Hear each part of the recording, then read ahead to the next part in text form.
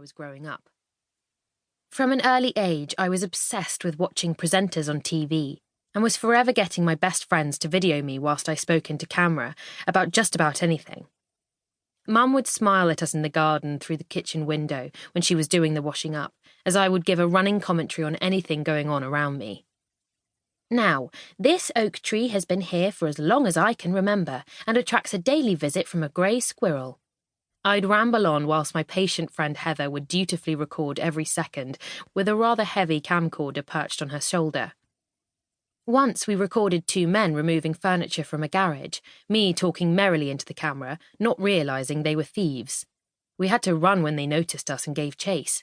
Gasping for breath, we crouched behind two bins down a side street, shaking like leaves until the blokes gave up and walked away, cursing. At that point, Heather suggested I might like to get a different hobby, or at least a different friend to lug the camera around. But it wasn't a hobby. I was in training for my future career. I was never going to be anything other than a presenter. It was written in the stars. So, armed with a first-class degree in media studies, I secured my first presenting job on a shopping channel. I was an instant hit, and the producers were thrilled I had the ability to make people part with their well-earned cash and buy things they probably didn't need. 3 years later, I had presented just about everything, including a stint on children's TV, where I regularly got covered in slime.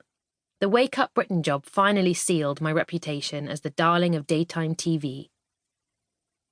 The pride I feel when I arrive home and push the key into the front door never gets old. This afternoon, I kick off my Louboutins and walk into the lounge, sinking my feet into a black rug that contrasts beautifully with the white walls, and pour myself a gin and tonic. I wouldn't normally start on the alcohol so early, but I'm celebrating the start of my summer holiday. Sipping my drink, I put on some music and listen to it on my surround sound speakers before curling up on the sofa, dreaming about lie-ins and reading the books I've been gifted by authors who have appeared on the show. A couple of hours later, I head upstairs to luxuriate in the scent of my Jo Malone shower gel before getting ready for the party across town. We'll be dining at a new Italian restaurant with rave reviews, and I can hardly wait. I take a minute to consider how blessed I am. I love my life. I'm just out of the shower, slipping into my thick white bathrobe, when my phone rings. It's my good friend Pippa.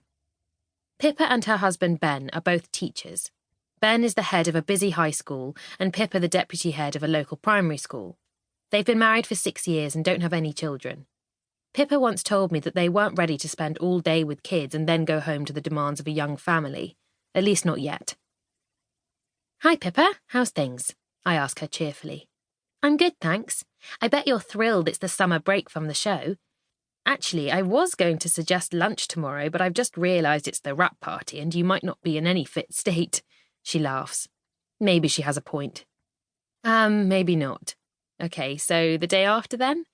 Although I'm surprised you're not on the first plane out of here to somewhere sunny. Pippa found the last term particularly stressful, as she's had to mentor a steady stream of student teachers, some more capable than others. "I think I need a week or so of doing nothing before I can even think of packing a suitcase and standing in an airport queue," she says now.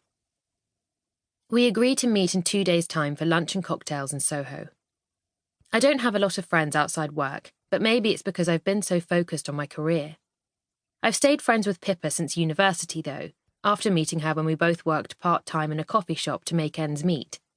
She was training to be a teacher, and we often had chats about our future careers. I had another friend at university called Maxine, but she married and moved up north with her husband 5 years ago. We stayed in touch for a while, but sadly, our friendship never really survived the distance, and it's little more than the odd text and sending of birthday cards these days.